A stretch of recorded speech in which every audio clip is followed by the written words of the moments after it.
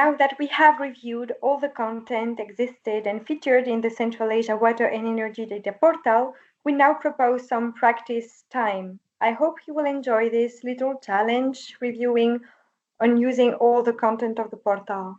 For this exercise, we propose to reuse all the knowledge existing on the portal on socio-economic aspect, environmental resources, as well as the risk, and that you use all this data to present the Central Asia region.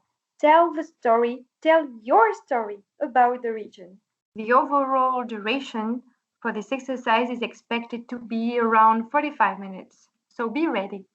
The first step will be for you to navigate through the portal to get acquainted with the content of the portal, and it will take you some time. Maybe take your time, actually. I just mentioned an average time. It can be 15 minutes, 20 minutes, but just get really familiar with all the data that are featured there, and be also curious about the sources of all the data that are featured. As a second step, as you will get more familiar with the content, you should create a summary of all your findings divided into different categories. First, the overall development situation and the challenges in Central Asia, using, for example, datasets like the Human Index, the Cities Atlas that is featured in the portal, population density, energy and renewable energy potential, etc., etc.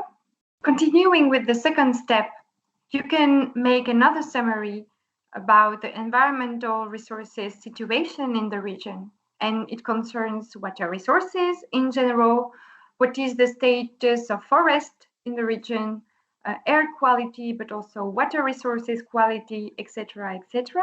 And finally, as a last summary, you can also brief yourself and whoever you want about risk in the region.